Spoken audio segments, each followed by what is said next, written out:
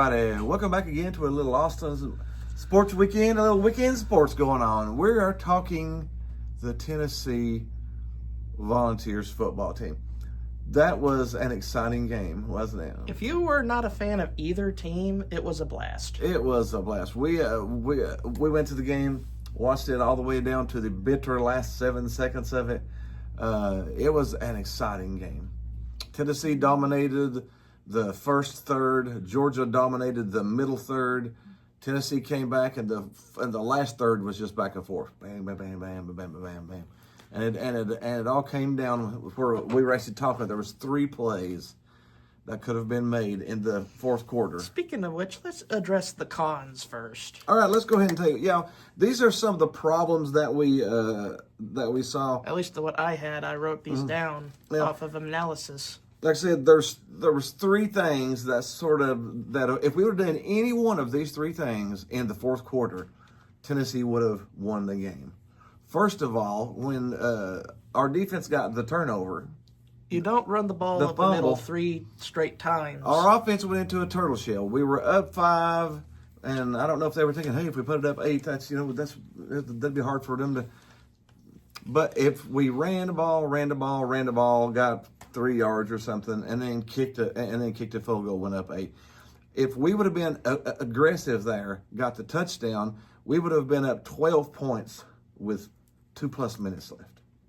And that's what cost. That would have theoretically ended the game right there. Nothing that happened after that would have even mattered if we would have just got that touchdown and went up 12 instead of going into a turtle shell and running the ball 3 times. So that's on Heupel. I mean, he has to. I think sometimes we're not aggressive enough, especially when you've got we didn't know is our offense going to be good this year? Is Joey going to come in and fit in? Is he? Yes, he fits in pretty good. I think he's doing okay. That's one of the pros I have on the chart there. You can't go into a turtle shell in a situation that you should put your foot down on somebody. And the eye of the tiger mentality. They didn't have the eye of the tiger mentality. That's the first thing that would have won us the game. Okay, but we didn't do that. So after that, our defense had to stop Georgia from scoring. And they took them all the way down to 4th and 7. And then Gunner threw probably the best pass he's ever threw in his entire life.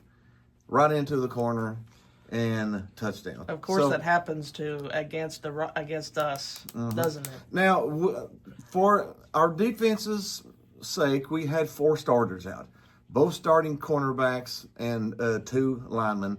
So we had a true freshman on corner. Now, I think he's going to be a superstar one of these days. But if you put a true freshman in against Kirby Smart, he's going to pick him apart. He's going to pick him apart, and he got picked on, and he got picked apart. Game long. The key is Georgia got 9 yards per pass completion and 2 for 2 on 4th downs. That was important. And I think they were over 50% on 3rd down. So and you add 3rd and 4th together, I think they were 75% on 3rd and 4th down. Now that's together. The thing So that's a little hard to do. Did Tim Banks get the right game plan in? That's what I was thinking. I don't know. See, Georgia hadn't played anybody yet, so they didn't have to show any plays. They played 2 little backyard football teams, scrimmage games coming in. So we had no film on what their offense was going to be this year. So that makes it a little tough, especially when you got 4 starters out. But the first one, like we said, go for a touchdown instead of going into a turtle shell and running the ball 3 times. Go up 12 points and you win. Didn't do that one, exit out. Next one, stop them on 4th and 7.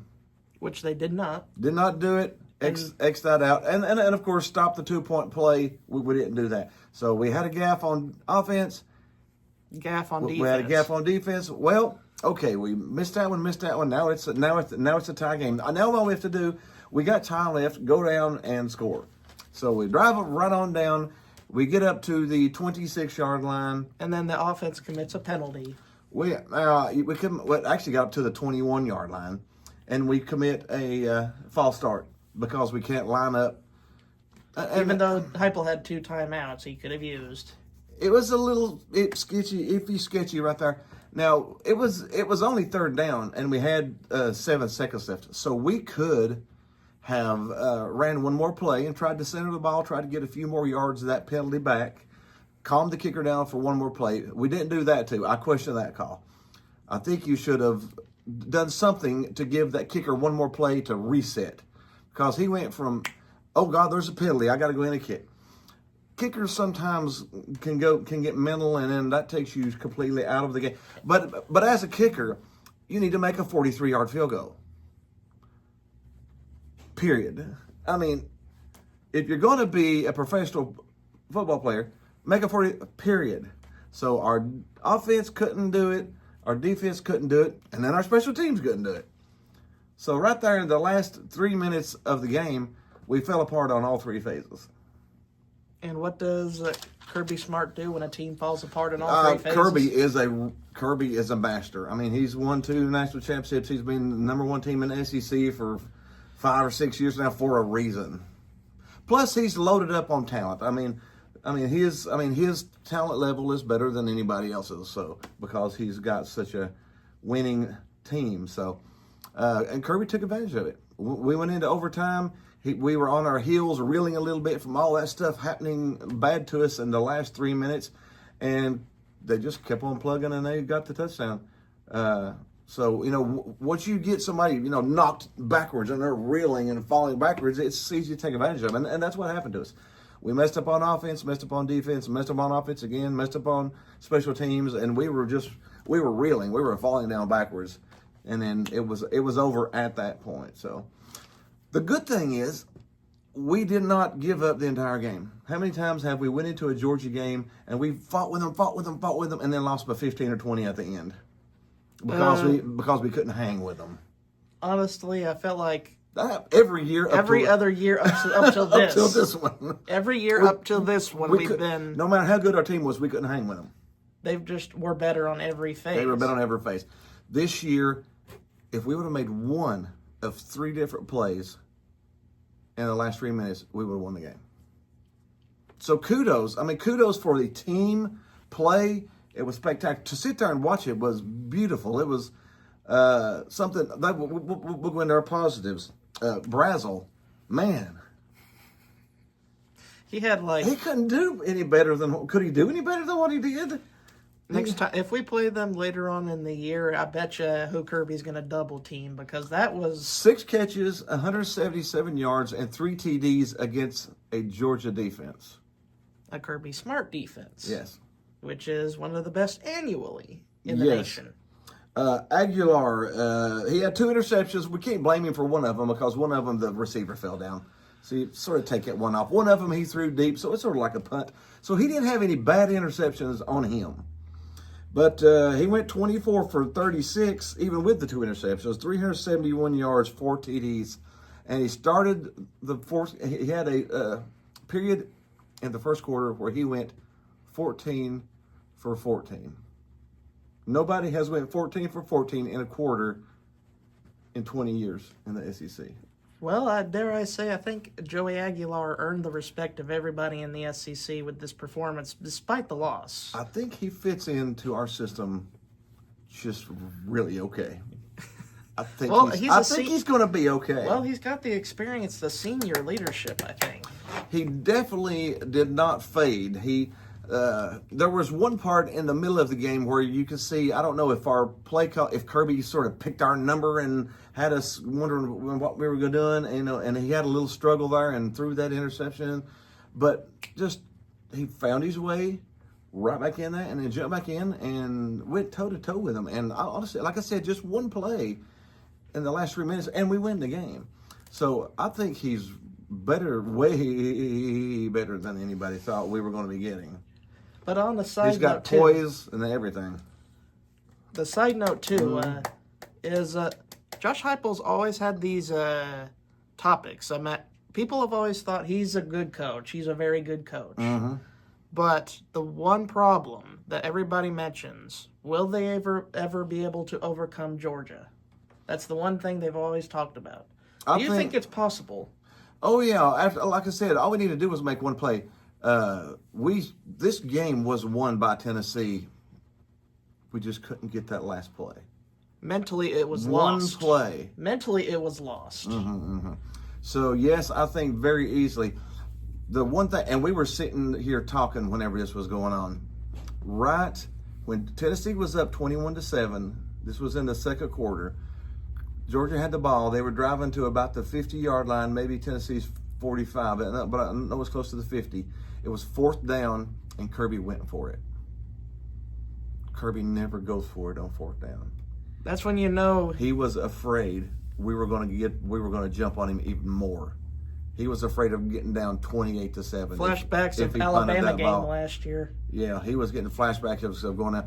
So Kirby Smart took a risk because he was afraid of what we were doing.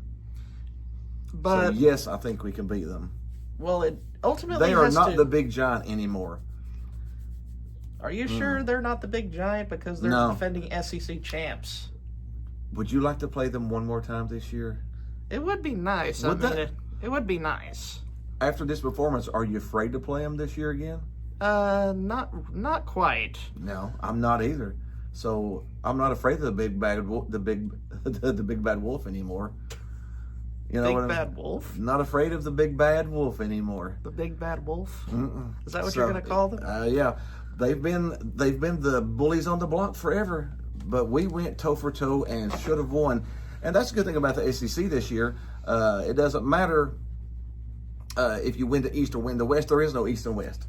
The two best teams will play for the SEC championship at the end of the year. And even if you don't get to there, I want Georgia one more time. I want Georgia. I'm not saying. I want one more crack at that. Wouldn't you? One more crack at that. And we can, especially after we've got some time of seeing their offense and scheming a little bit for it on defense. I would like to play Georgia one more time. I'm not afraid of the big bad wolf anymore. I want that wolf.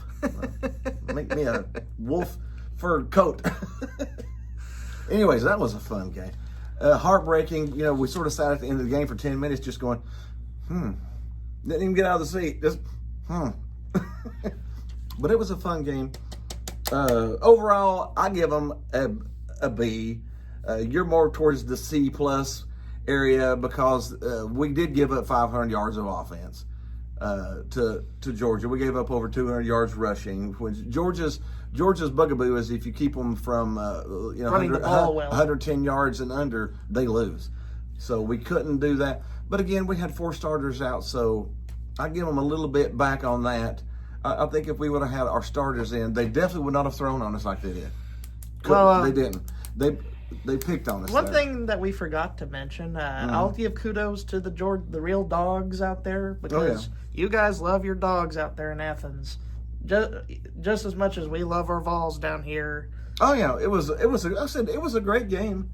The fans were cordial to each other. I mean, it was a good SEC battle. It was beautiful. It was a beautiful battle. And at a time where America needed it most. We just didn't make a play at the end. Just didn't make that one Just didn't play. make that one play. 3 plays we could have made, didn't make any of them. We just. But I'm really proud. I think if we play that good the rest of the year, we could go easily 10-2 And make another playoff and appearance. make another playoff appearance. And I would love to see this offense in the playoffs. Last year, offense sucked because of the person that shall not be named. This year, our offense, of course, our defense is not as good this year, but we could be healthy then. Our defense could vastly improve just by getting the players back. Well, do you want to? Let's have another discussion about this one last aspect. Mm-hmm. There were a lot of positives to take from that game. Good offense. Defense was suspect, but They played toe to toe with Georgia. That's very positive. And they made plays when Tennessee needed to stop. They got to stop. When Tennessee needed a turnover, they got a turnover. We just couldn't. But yeah. The thing is, though, the injury problem with our roster. Yeah, it seems like every year, whenever we're playing some of the big games, we've got people hurt.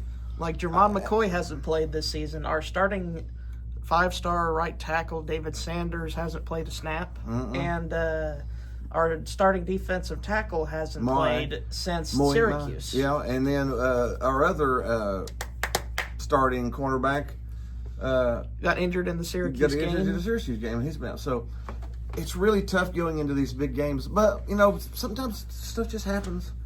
That does give me more of an emphasis on depth. Mm-hmm. Yeah, especially in the recruiting cycle and the transfer portal. I would implore Heupel to get more depth. That's the thing that the Neal era has killed, though. If you're good enough to be a backup at Tennessee, then you're probably good enough to be a starter at NC State. So why would you sit on the bench for Tennessee when you could go start for another team? Jump into the Neal and go play starter for somebody else.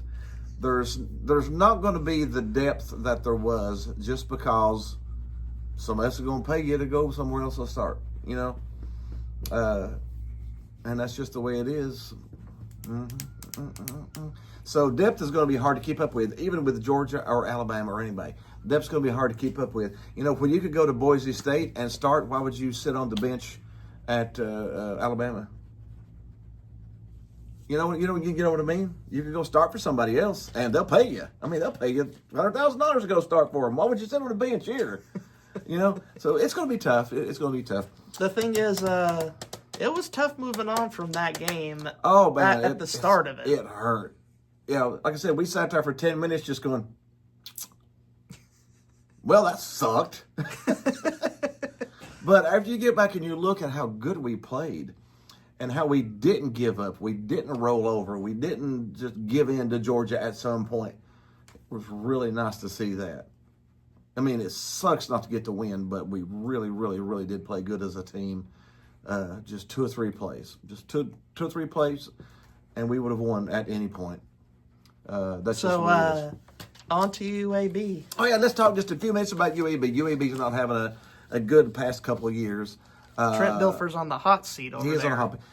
And Tennessee's favored by 39.5. I think they cover the line, don't you? I think they score. When you put up 42, mixed up. When you put up 45 on Syracuse and you put 41 on Georgia, I think you can put 40 points on UAB. I think we put 60-something. I would say maybe 62 to 66 on them, just because we want to keep our offense rolling. You don't want to suddenly, you don't want to pull up because we got some on the road. We go to Mississippi State. Mississippi State's playing good this year. And so do you know the Cowbells? You ain't gonna be able to hear yourself think.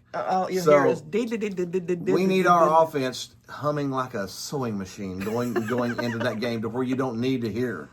So I think we put up 60 and we give up 13. I bet you we win by 50. It could be 45 to 50 we win by. So I think we do cover 39.5. Yeah.